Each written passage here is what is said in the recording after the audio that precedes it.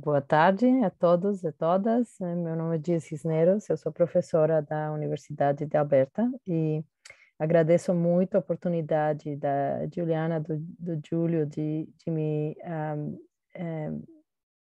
permitir mediar essa mesa.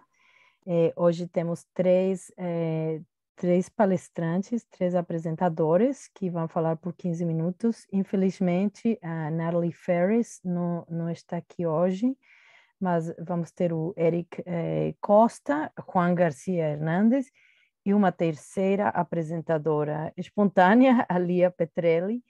E os apresentadores vão falar por 15 minutos para deixar um pouco de tempo para as perguntas, então, no final. E se quiserem, podem colocar as perguntas no chat ou depois fazê-las espontaneamente. Tá, então, vamos começar com o Eric, por favor, é com você.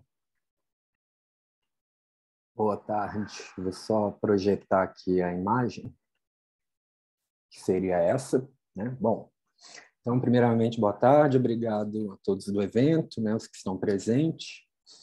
E eu vou falar da Ana Atterley, que é uma escritora portuguesa contemporânea. E antes de começar a ler o pequeno comentário que eu vou fazer, eu queria só mostrar duas imagens, né? Uma é essa de um livro que se chama Reinvenção da Leitura, né? E essa imagem se chama É Preciso Compreender. É uma imagem composta de qualquer coisa entre palavra e desenho.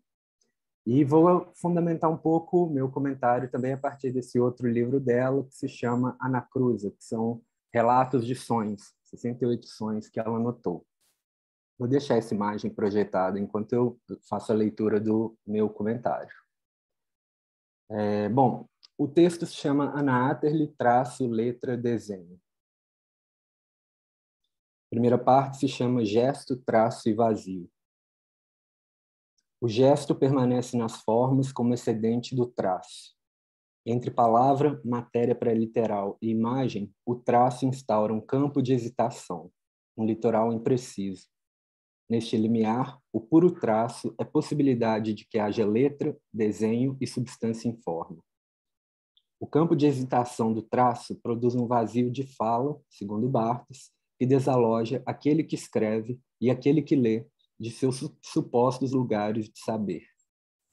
Em Atterley, assim se escreve esse peculiar vazio decorrente do abalo simbólico do traço escritural. Cito um trecho de um poema dela.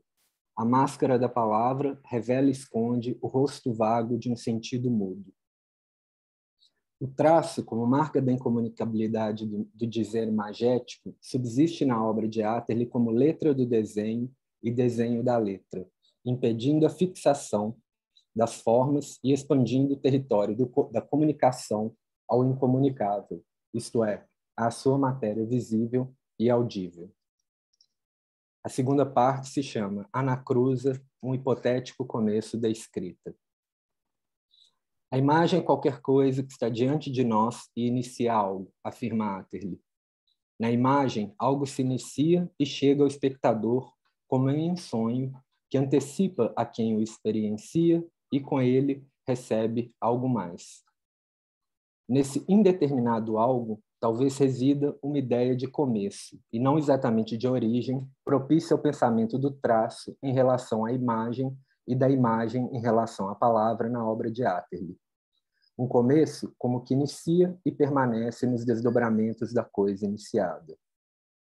O sonho, como uma das operações fundadoras de escrita na obra de Atterley, instaura certa circularidade entre traço, imagem e palavra. Em seu estatuto de imagem de início, o sonho nos antecede, dizendo-nos respeito. Isso que nos antecede, partindo de nós para nos ultrapassar e nos concernir, assim se diz em alguns versos do poema Corrida em Círculos, da autora portuguesa, presente no livro As Aparências, de 59. O poema. A viagem que o meu ser empreende começa em mim e fora de mim, a mim ainda se prende. Há uma espécie de circularidade entre imagens e palavras nas quais se pode supor também a existência de um traço que, sendo anterior a palavras e imagens, só pelas imagens e palavras se pode depreender. Em outros versos do mesmo poema, essa hipótese parece ganhar consistência.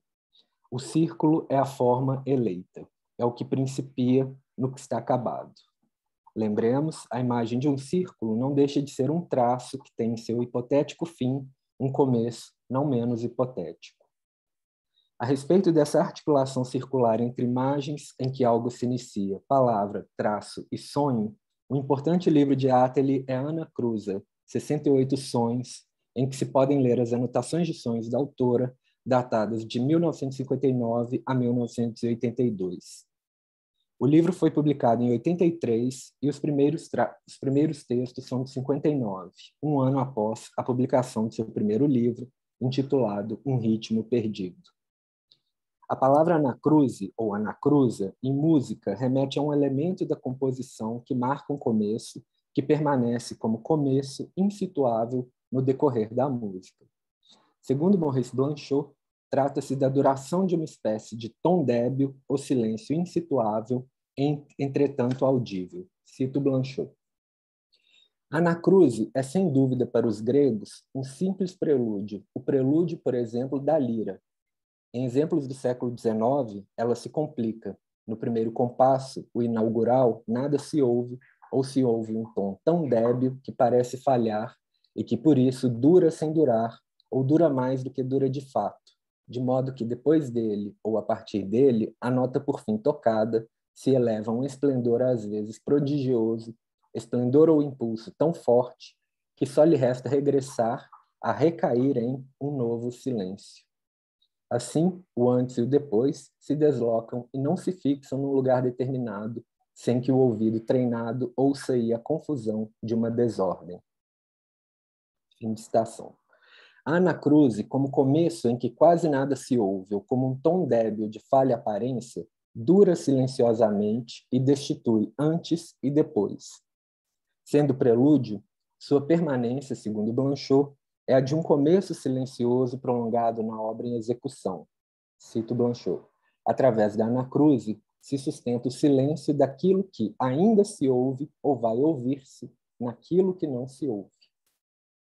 Tal como o traço seria a raiz da palavra e da imagem, e nelas permaneceria como marqué tatuado nas costas, a anacruse seria um silêncio do começo que no decorrer da obra permanece começo. É nesse sentido, considerando a anacruse um livro em que algo se inicia, que podemos lançar a hipótese de que o sonho, assim como o traço, é um gesto iniciante da escritura na obra de Atterley. Nesse curioso livro da autora, há uma epígrafe de Carl Jung, discípulo dissidente de Freud. A epígrafe de Jung parece servir como contraponto a uma outra forma de ler o sonho formulada por Atterley. A autora sinaliza propósitos distintos entre um sonho anotado por um escritor e o pensamento de Jung sobre os sonhos em geral. Na epígrafe, uma citação de O Homem à Descoberta de Sua Alma, de Jung, podem-se ler as duas seguintes passagens que explicitam a cisão entre sonho e vida consciente. As duas passagens. O sonho é uma criação psíquica em que, em contraste com os dados habituais da consciência, se situa pelo seu aspecto, pela sua natureza e pelo seu sentido, à margem do desenvolvimento contínuo dos fatos conscientes. E a segunda. O sonho não é resultado, como outros dados da consciência, da continuidade claramente lógica ou puramente emocional dos acontecimentos da vida, mas somente resíduo de uma curiosa atividade psíquica exercida durante o sonho.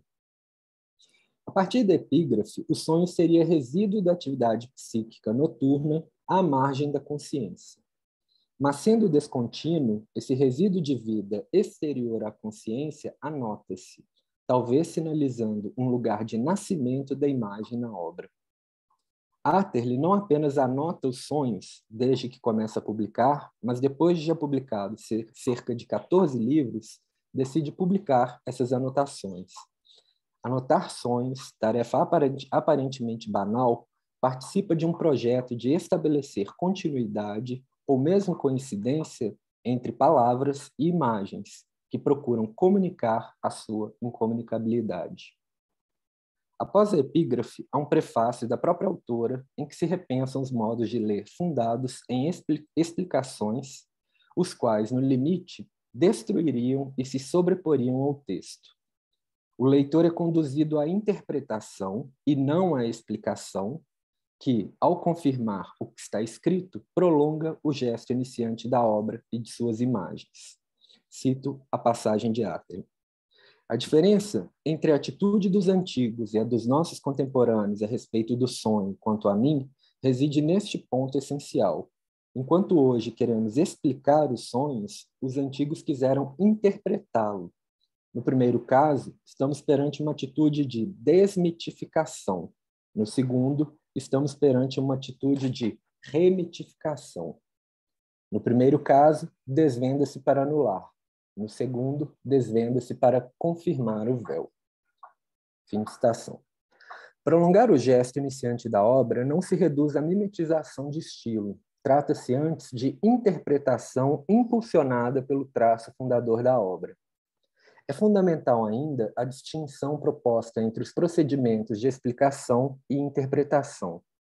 A explicação problematizada, desmitificadora da obra, anula o véu de sua imagem poética, elimina a obra em nome de um desejo de saber para além do que a obra permite. A interpretação, por sua vez, remitifica, confirma a imagem ao desvendar, ao retirar a venda dos olhos para revelar o texto e, nesse movimento, confirmar o véu de sua imagem textual. Nesse sentido, o que a obra tem a dizer, nela está dito, à espera de dizeres que a reverberem. No prefácio, ao refletir sobre a relação entre os sonhos e sua anotação, a autora propõe a existência de tradução entre imagens e letras, sugerindo ser a anotação do sonho uma forma de leitura interpretativa da imagem onírica. Cito Atterley. Quanto ao registro do sonho no texto, o mecanismo que nesse processo se produzia, embora tivesse semelhanças com o da realização dos textos de origem não onírica, conhecido de todos os poetas e ficcionistas, diferia consideravelmente no controle da efabulação, das imagens, etc. No caso do poema ou da narrativa, o autor tem o direito ou até a obrigação de corrigir e alterar quando reinventa a experiência de modo a servir o objeto artístico que está a produzir. No caso do relato dos sonhos, o autor que aspire à exatidão está moralmente obrigado a apenas traduzir, verter para a escrita uma experiência que recebeu já completa e que não deve transformar, a não ser naquele mínimo que a comunicação obriga. Fim de citação. Importante ressaltar a distinção entre as anotações de sonhos e as escritas das imagens em narrativas e poemas. Poetas e ficcionistas tendem a corrigir e alterar as imagens. O anotador de sonhos, por sua vez, tende a traduzir fielmente. A diferença, em última instância, parece residir no tratamento distinto dado às imagens por poetas, ficcionistas e anotadores que, sabemos, coexistem em Atterley. Assim, a anotação altera sua fonte, mas, se considerarmos o que até aqui se formulou sobre a articulação entre traço, imagem e palavra, é uma tarefa fiel na medida em que imagens e palavras guardam em seu reverso o fundamento de um traço em comum. Duas anotações de sonhos do livro de Atterley podem esclarecer as hipóteses até aqui elaboradas. Em 24 de julho de 1960, o autor escreve: "Era de noite e eu contemplava o céu e a lua, mas talvez fosse um quadro ou um mapa. No sonho há um olhar e há imagens, mas quem anota e diz eu já não vê nem coincide com esse olhar. O anotador antes interpreta o que se assinala por talvez fosse, o olhar presente no sonho. Assim, entre as imagens das coisas, céu e lua, e instrumentos de representação de coisas, quadro e mapa, traduz-se a imagem onírica em imagem textual hesitante, velando-se a experiência desvelada. Anotar é aqui, portanto, um ato de leitura afeito à leitura do texto poético, em que imagens e palavras se unificam.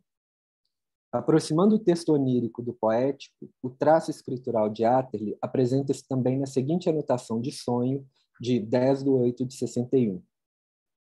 vão me mostrando várias folhas brancas de papel que representam as várias etapas da minha vida.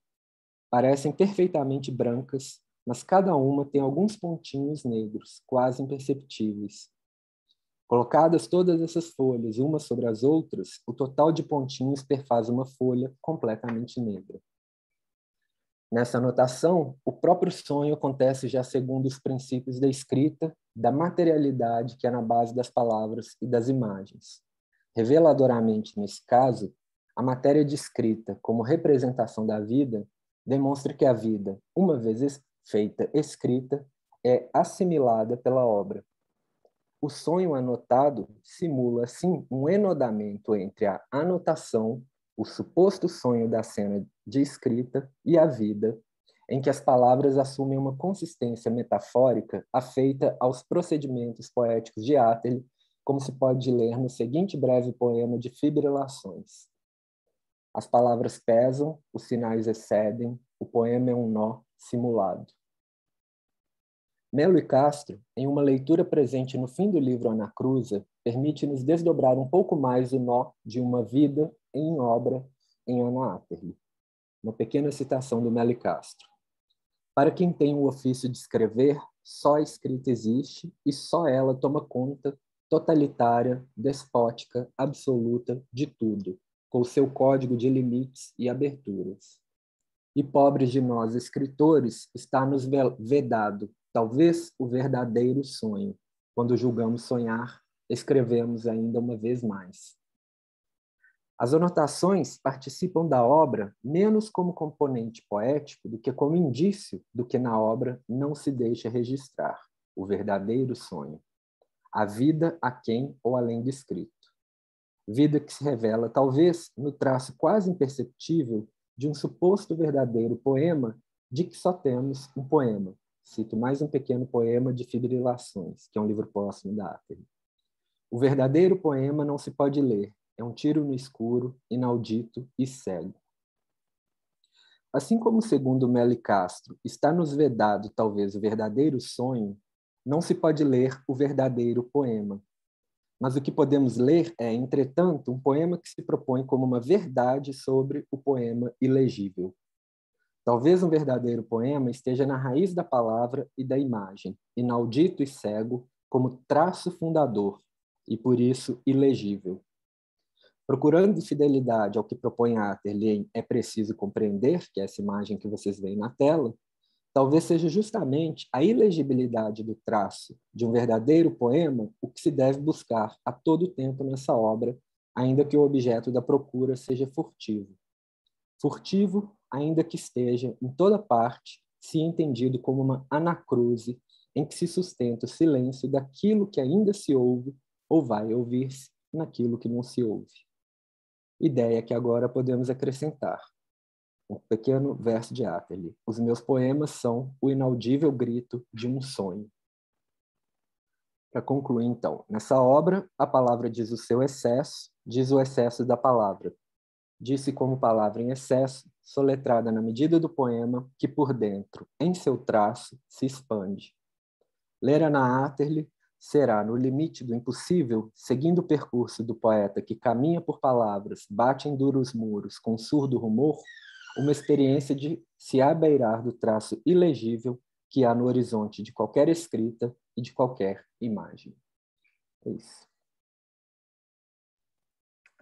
Muito obrigada, Eric. E vamos continuar agora com o Juan, desculpa, Juan García Hernández, o trabalho dele, acho que vai ser em espanhol, Tras las huellas de una obra ilegible imposible, un recorrido por Mirta de Mirsace. Y Juan, Muchas adelante, gracias. adelante, Juan.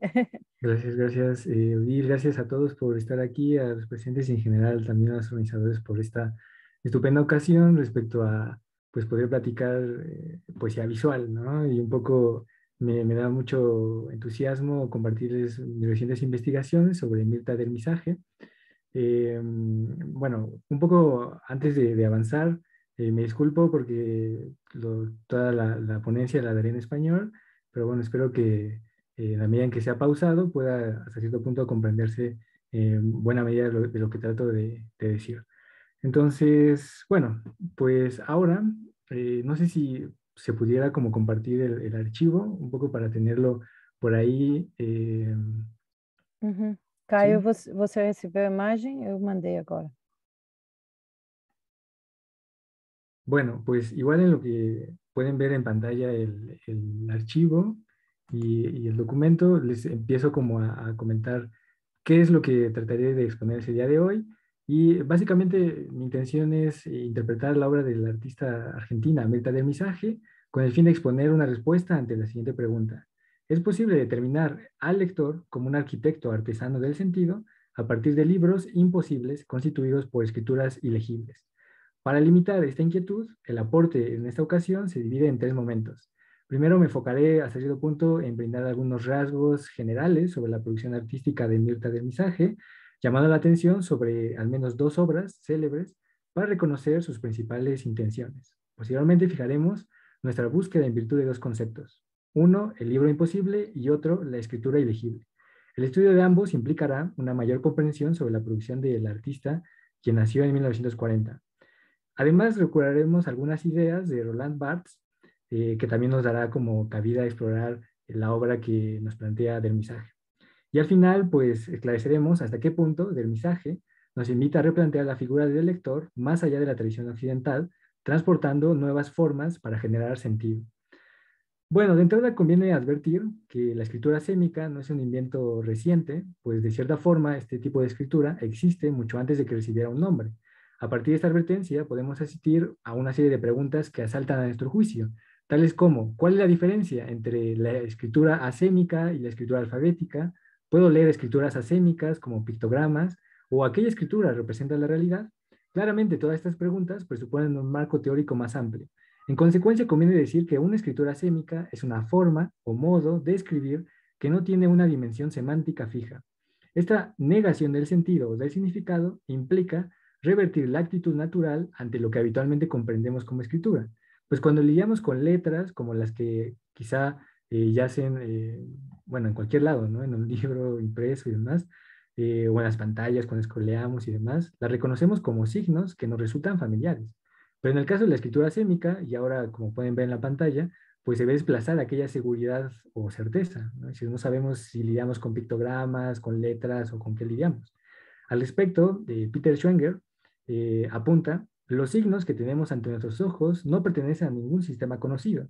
Al mismo tiempo se presentan en forma de un sistema de signos, reconocibles como marcas dispuestas en una página según ciertas convenciones. Es decir, podemos reconocer una serie de líneas y trazos, ¿sí? Pero no tenemos la garantía o la certeza de que se trate de algún sistema conocido, como el alfabeto. En función de la última cita, resulta plausible destacar que toda escritura sémica es irreconocible. A primera instancia, pues no forma parte de ningún sistema de signos ya conocidos, digamos el alfabeto o los caracteres chinos. Sin embargo, al mismo tiempo, son cercanos a nosotros, en la medida en que dejan huellas y marcas con las que lidiamos regularmente, como líneas, puntos, figuras geométricas, etc. O también podemos decir, la escritura sémica sustituye los signos familiares del alfabeto por sus propios signos enigmáticos. Sin embargo, la mayor parte de la escritura sémica conserva la organización lineal de la escritura convencional. El resultado es una especie de disonancia cognitiva. La escritura se evoca al mismo tiempo que nos alejamos de ella. Bueno, a partir de lo dicho, podemos avanzar tomando una característica medular. Es decir, que el proceso de lectura de la escritura sémica rebasa la práctica habitual, ya que cada lector tendrá la oportunidad de trazar su propio rumbo para aproximarse al resultado final, el cual justamente se trata, como podemos advertir, de una cierta disonancia cognitiva. Esta particular discordancia envuelve, como veremos más adelante, varios sentidos, de tal suerte que la escritura se vuelve un enigma, ante el cual ya no es viable resolverlo únicamente desde una sola mirada. Bueno, ahora ya entrando de lleno a la obra de Dermisaje, a lo largo de sus 72 años de vida, su inagotable labor estuvo envuelta en una serie de etapas que recorren múltiples lugares y escenarios.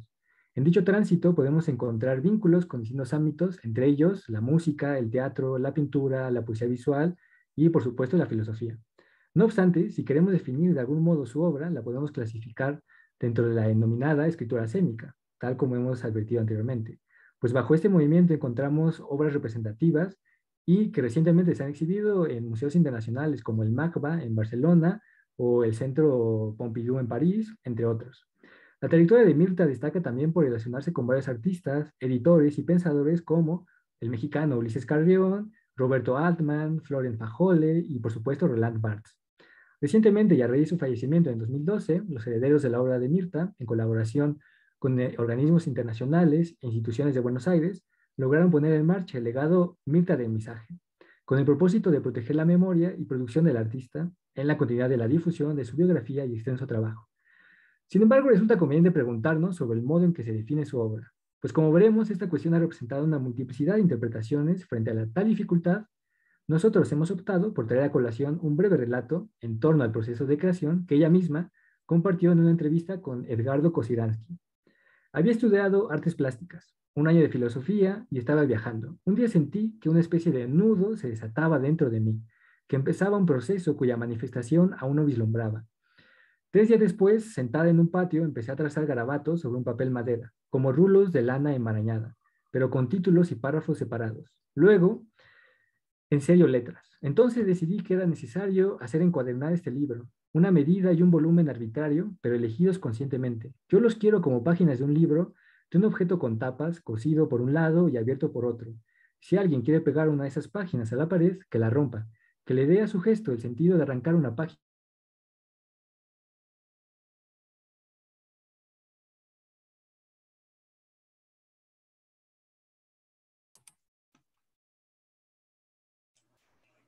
Ficou mudo, De Juan. un libro y ponerla en otro lado. Juan ficou sem som. Ah, ok, perdón. ¿Ya se me escucha? Ya está bien. Sí. Ah, perfecto. Perdón, una disculpa. Bueno, entonces lo que decía era en torno al relato que Mirta le dice a Kosiransky respecto a cómo es que nació su intención por hacer libros con trazos ilegibles, ¿no? Y bueno, en base en ella podemos decir que la joven artista también se puede como de algún modo expandir cómo se resuelve ese nudo que crece dentro de ella. Esta resolución dio paso a lo que generalmente se asocia con sus primeras contribuciones al mundo artístico. Aquellas generalmente son suscritas a las propuestas relativas a los libros de artista.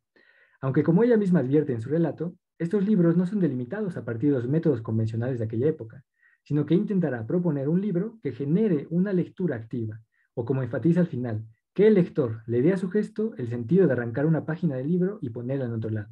Es decir, apuesta por una circulación incesante de grafismos.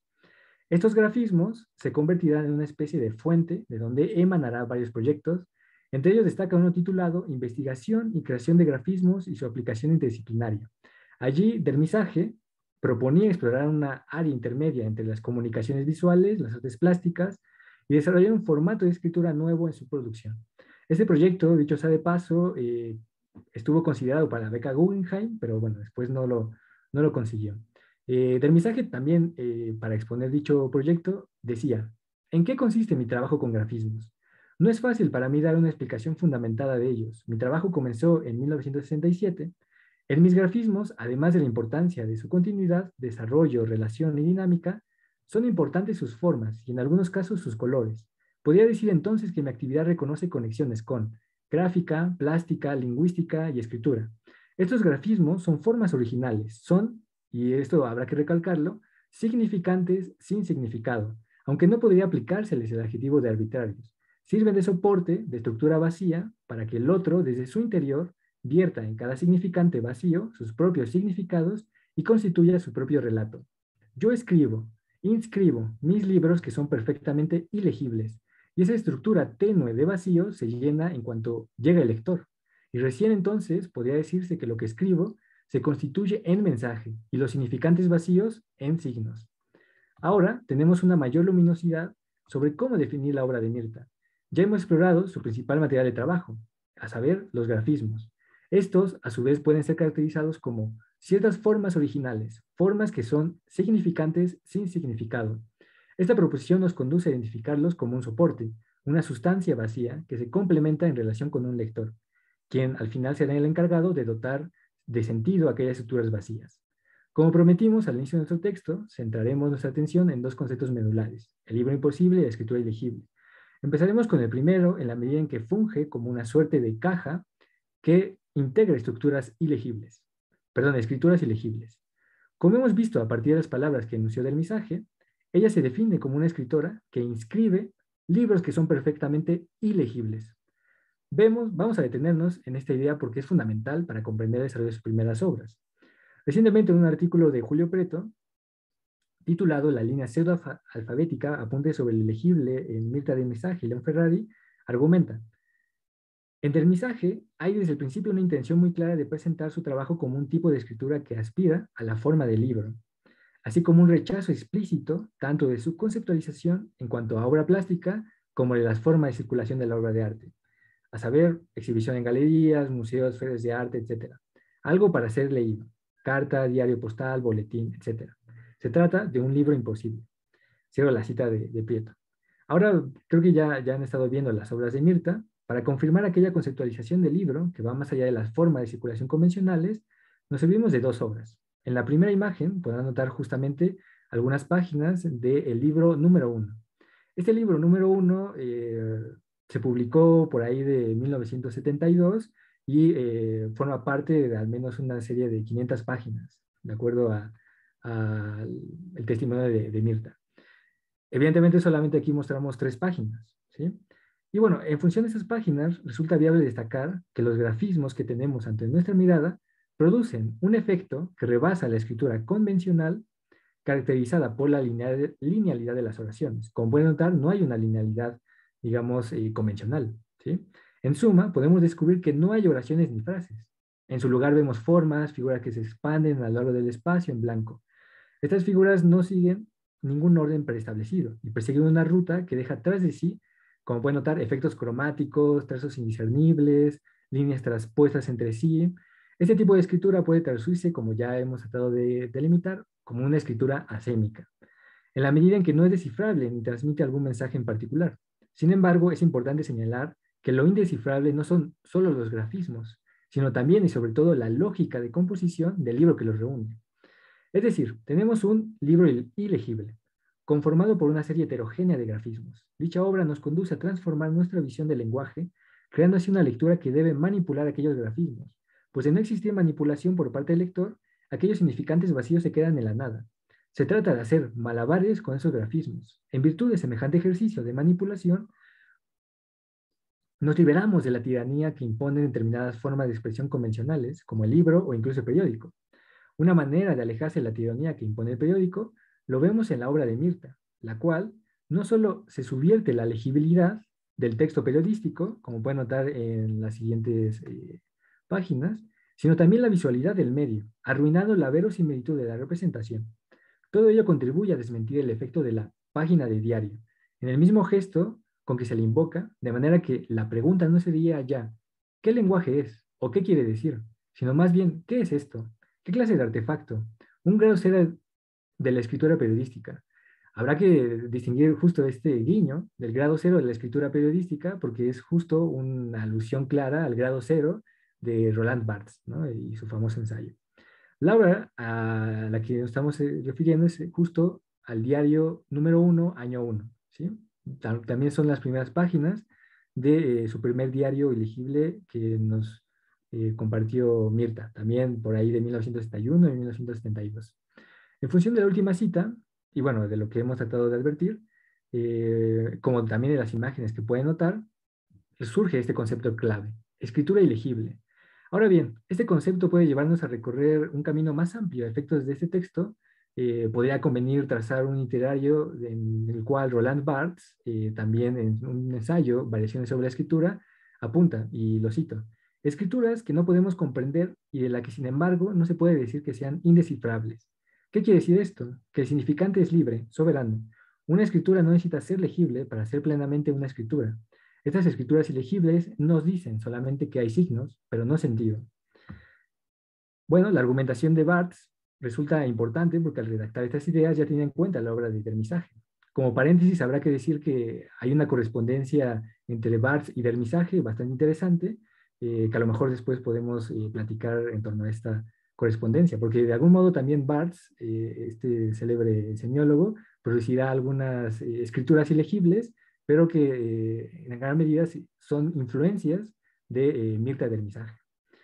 Bueno, entonces, para ir concluyendo, del Misaje también nos pone la interrogante de cómo lidiar con este océano enigmático de escrituras ilegibles.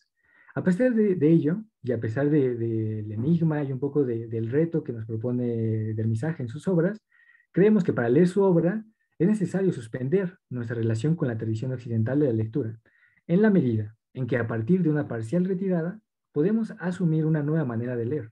Esta implicará la aparición de un lector que emerge en el abismal hábitat de los intersticios, entre la nada y la realidad de la convencional.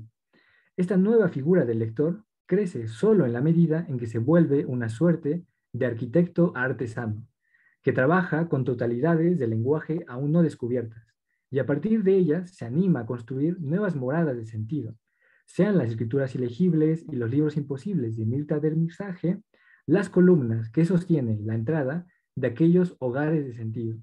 Tal vez nos abra la puerta la mismísima esencia de la escritura. Muchas gracias. Eso sería todo. Muchas gracias, Juan. Muito obrigada. Temos mais uma apresentação espontânea que surgiu agora. O nome da nossa apresentadora é Lia Petrelli e vai falar sobre um laboratório que articula chamado Silêncio, Ruído, Introdução da Escrita Assêmica. Tá? Então, Lia. Olá, gente. Muito boa tarde. Bom, eu sempre acabo caindo sem querer nas coisas, né? Acho que faz parte de ser artista e ter cara de pau para poder, né, continuar a vida. E eu comecei a articular esse laboratório, né, sobre a escrita assêmica a partir da tradução do livro do Peter Sharon, que é esse que, inclusive, o Juan estava falando, que foi bem assim, cara de pau também. Mandei um e-mail para ele, eu falei, não tem material no Brasil sobre isso. Posso traduzir o livro? E ele ficou muito feliz, a gente começou a conversar e ele falou, mas mais interessante do que você traduzir o livro seria talvez você fazer um mapeamento da escrita assêmica que já existe no Brasil. Então eu pesquiso essa linguagem, né, a escrita assêmica, desde 2015, quando eu estava na faculdade, de forma completamente independente, porque o circuito da escrita assêmica ele é inteiramente articulado online, né? Ele parte do princípio de que a escrita à mão está morrendo. Então, as duas pessoas que cunharam o termo, né, escrita assêmica, percebendo esses movimentos, começaram a se conversar entre si, e foi o Jim Leftwich, que é um poeta visual estadunidense, e o Tim Gaze, que ele é guitarrista australiano. Então, eles começaram a trocar cartas e juntos eles descobriram esse termo, né, que já era aplicado pelo Barthes, justamente. Aparece pela primeira vez o termo assêmico no Rumor da Língua e no Jacques Derrida também, em Dissemination. E aí, lá no Rumor da Língua, o Barthes ele usa esse termo para explicar o que é uma tipografia, quando a gente vai escrever alguma coisa e erra o que está escrevendo, e aí ele fala que isso gera um significado puro, né?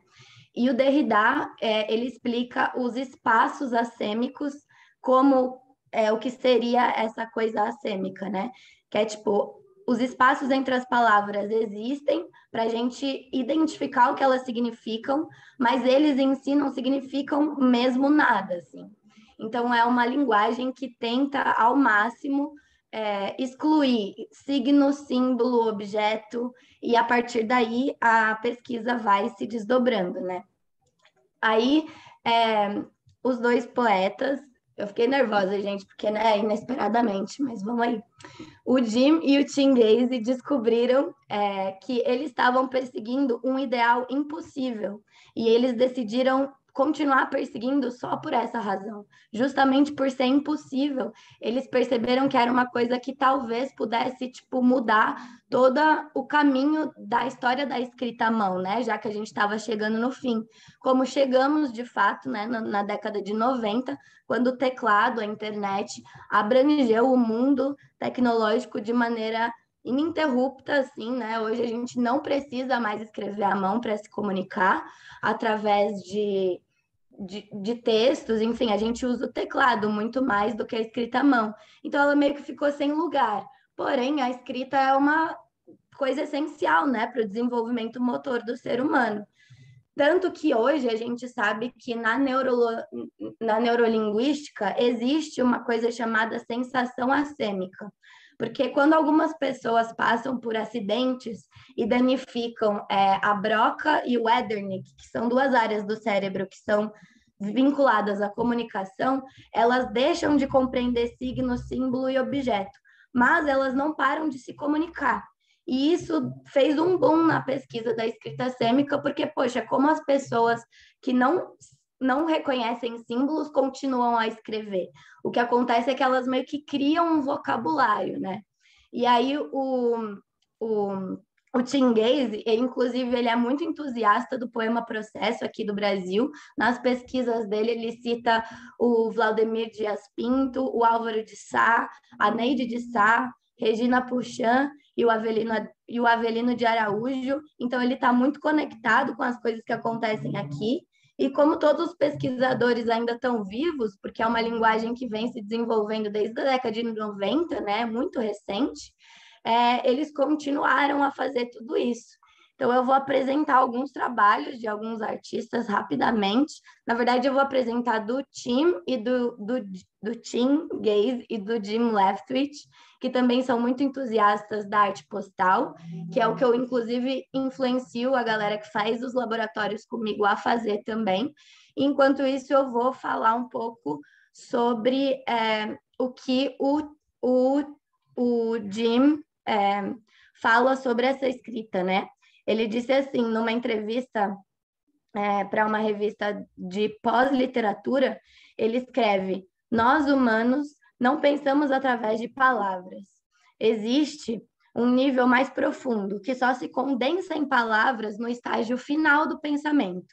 Se isso é verdade, então precisamos de outra coisa que não seja a própria palavra para ilustrar nossos pensamentos. Algumas das escritas assêmicas que faço se fazem verdadeiras para mim em lugares que a palavra não consegue alcançar. A linguagem é uma influência tribal nos humanos. Se nós só encontramos caminhos que ultrapassam linguagens individuais, então talvez os seres humanos possam se sentir ainda mais incluídos em um mundo mais unificado, uma vez em que a escrita não verbal consegue estimular outros desenvolvimentos de comunicações talvez telepáticas. E aí, é a partir daí que eu desenvolvo a minha pesquisa dentro da escrita sêmica, que segundo os pesquisadores, né, é a única regra unânime em que todos nós concordamos, né, porque a gente troca carta, a gente se comunica através da internet, que a escrita sêmica ela não deve ter regra, justamente porque cada pessoa se articula unicamente, né, o pensamento das pessoas só pode ser único. Então, a partir daí, eu desenvolvo através da escrita corporal, porque eu não sinto que o pensamento parte só da cabeça. Eu brinco que a minha própria mão tem vida própria. Ela sabe mais do que a minha cabeça racional. E assim, eu vou seguindo as aulas, vou propondo estimular outras nuances através da dança, através da observação dos espaços, através da escrita na rua, né? Que foi como eu comecei a pesquisar intervenções urbanas. E essas produções aqui que eu estou mostrando na tela são justamente do Tim Gaze e do Jim Leftwich, que fizeram em cartas, né? Teve uma aqui que eu passei, que é do Roland Barthes, eu vi aqui. Esse aqui, ó. Que o Barthes fazia já escrita sêmica, né? Então, a partir dessas todas pesquisas, acaba que vira uma explosão de coisas maravilhosas que não precisa da palavra para ser escrita, porque eles levam muito em consideração o que justamente o Barthes disse, né? Que quem escreve, escreve, quem digita, digita. Então, escrever não é digitar. Aí eles levam isso bastante a sério. Só que aí para desconstrução completa de tudo, né? Enfim, foi uma breve fala, porque eu entrei no lugar da moça que ia falar, eu vim aqui esperando aprender mais, aí eu quis compartilhar também, e agradeço muito vocês que, né, me escutaram e deixaram eu falar também. Muito grata. Ótimo, Lia, muito obrigada. Bom, temos uns minutinhos para perguntas, então quem quiser, não sei se tinha alguma pergunta já no chat, eu perdi, desculpem que eu perdi aqui, tinha tanta pergunta, mas se quiser, alguém quiser aqui simplesmente desligar não, ligar seu microfone e fazer as perguntas oralmente.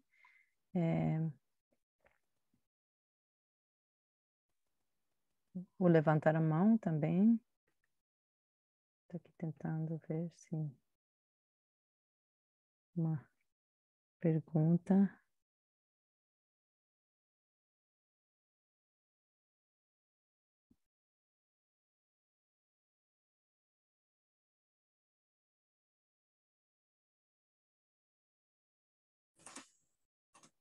Rodolfo, sim.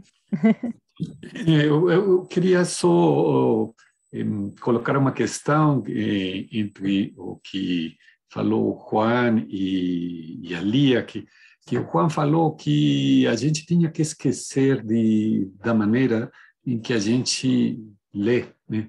E eu acho que não é exatamente isso, que você sobrepõe uma coisa sobre a outra. Porque você realmente está fazendo uma interferência no ato de ler, e eles se sobrepõem um ao outro. Você tem uma ideia de ler, e isso que guia para você ver e tentar decifrar aquilo.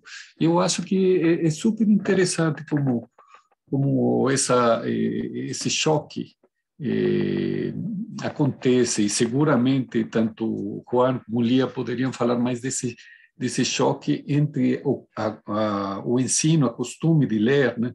Ler ocidentalmente de esquerda a direita, de cima para baixo, esse tipo de questões, né?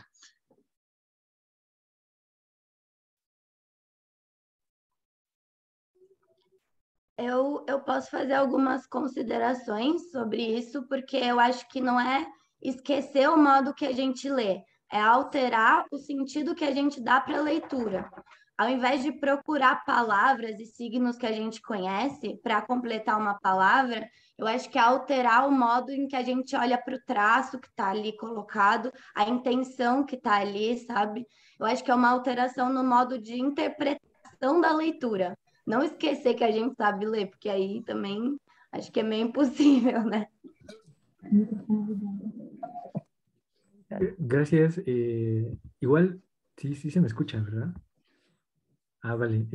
Quería creo que ese comentario también es bien importante sobre todo como la relación entre leer y el cuerpo, ¿no? Es decir, cómo podemos leer, pero a lo mejor ya no en términos visuales, porque como sabemos, creo que una de las grandes posibilidades de la poesía visual y como hemos tratado de mostrar en esta mesa, de la escritura sémica, es dar cuenta ya no de, digamos, el oculacentrismo, ¿no? Es decir, la visión únicamente como el garante que nos permite depositar y dar cuenta de sentido, sino más bien, y creo que es algo que también destacaba Lía, la relación con el cuerpo, ¿no? Es decir, cómo, y creo que también Barthes, está interesante, me gustó mucho que hayan incluido como estas contraescrituras de Barthes, porque Barthes también en Variaciones de Escritura plantea como esta vuelta al cuerpo, es decir, podríamos decir que y sospechar que la construcción del sentido y por tanto también la construcción de la lectura habrá de dirigirse ya no únicamente en el ojo, en la vista, sino más bien en el cuerpo mismo, es decir, en las sensaciones, digamos, en cómo tocamos inclusive, ¿no? Y eso por ahí creo que es una idea en juego que podemos ir rescatando, es decir, la escritura sémica como la posibilidad también de otorgarle un sentido y cómo este sentido se construye y elige a partir de una relación corpórea, ¿no? Es decir, creo que es una posibilidad bien, bien interesante. Gracias. Mas não sei se o Eric tem algum comentário sobre essa questão também. Eu fiquei pensando no caso da Atherley, né, que ela tem esse livro que se chama justamente A Reinvenção da Leitura, né, e o propósito dela, assim, na obra, se a gente pode pensar num projeto, ele é análogo ao que o Derrida vai pensar assim, contra um certo logocentrismo, né? Entender que a linguagem é uma questão que nasce do traço, e o traço pode sofrer desvio para a palavra ou para a imagem, e que aí entra lá o que ele vai chamar de différence também, né? Então, no fim das contas, essa reaprendizagem de leitura é passar de uma leitura fundada no sentido, na significação, e entender que o traço, se não significa, ele se transmite integralmente.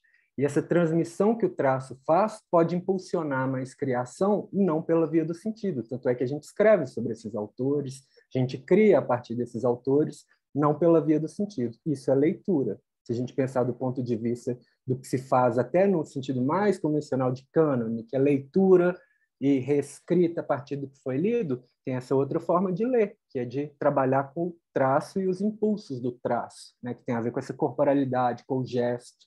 Enfim, seria isso, uma reinvenção da leitura. Ótimo, obrigada. A Silvia Amélia tinha também uma pergunta. Silvia? Sim. A minha pergunta caminhava nesse sentido aí, da direção da reinvenção da leitura mesmo, né? Porque eu acho que nas 3 apresentações fica evidente que a leitura, que o objeto a ser lido, ele é deslocado para o sentido da leitura mesmo, assim, né? Da coisa para o sujeito, assim, né?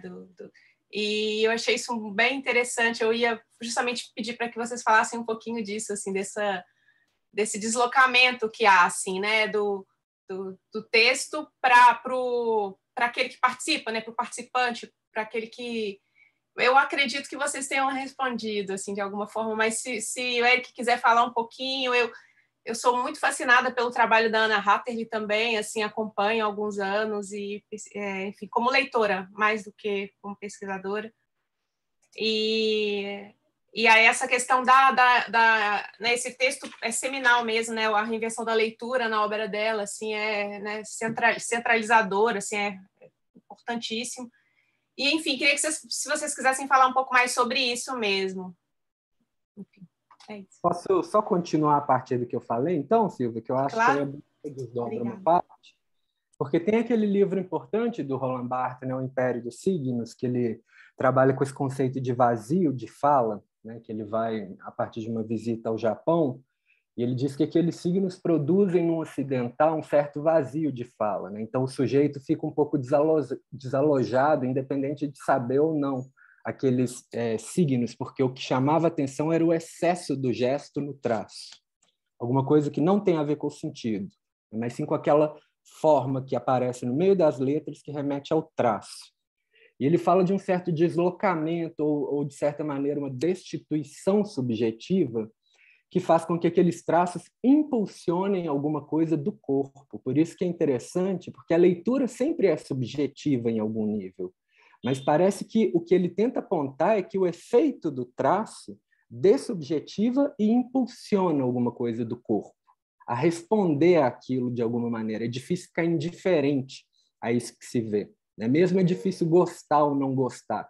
Às vezes vem um fascínio até diante disso, que não é exatamente gostar, né?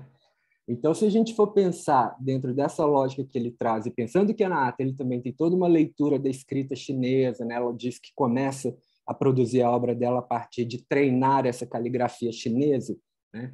Então, tem alguma coisa ali que opera no campo do traço que é anterior a essa linguagem já regimentada, estabelecida, e que responde e pela qual um sujeito responde, sabe? Então, eu acho que esse vazio de fala ele é mais interessante para pensar o campo do gesto e do traço, sabe? Porque aí entra a corporalidade que está em jogo, tanto na leitura quanto na escrita. É difícil escrever sobre esses traços da Nahatali, sobre o grafismo da Nahatali. Por mais que ela consiga ler, né, ela tem entrevistas em que ela pega esses grafismos e começa a ler. A gente vê que tem Camões escrito ali. Não sei se é verdade ou mentira dela, mas ela lê aquilo, né? Mas o fato é que no espectador que recebe aquilo, como que você fala disso? Você fala a partir daquilo uma outra coisa, produz alguma coisa no campo daquilo, com aquilo. Então eu responderia dessa forma. Eu tenho mais uma pergunta, se eu posso, para vocês. Eu estava pensando no título, na terminologia de escrita assêmica, e eu me perguntava se não é uma escrita que, bom, é não verbal, não sei, digamos, em termos da terminologia, e uma palavra que não ouvi, mas que eu esperava ouvir um pouco mais, é a questão da gestualidade, né? Não sei se há alguma pesquisa ou teoria em relação a isso. E eu sei que tá acabando o tempo, mas é uma pergunta que eu estava, talvez, queria só fazer rapidamente. Bom, eu sei que na semântica, assêmico é a menor unidade de significado, então a coisa é tipo quase nada mesmo. E aí, sobre a gestualidade, eu acho que implica justamente ter essa falta de significado, digamos, né? Mas pela coisa inteligível, né? Não pela intenção. Trocar os sentidos, né, das coisas. Eu não me perdi agora, não me lembro o que exatamente que você perguntou.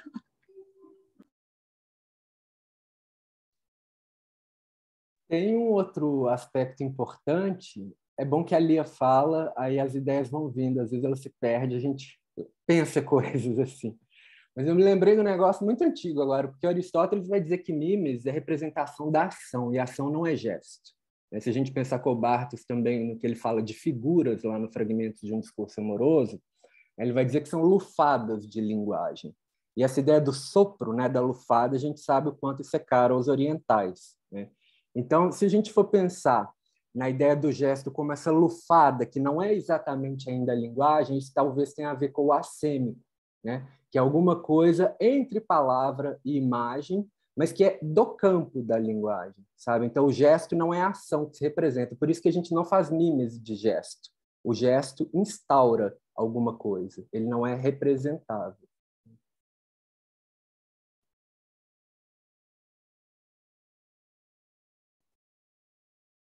Mais alguma pergunta, comentário?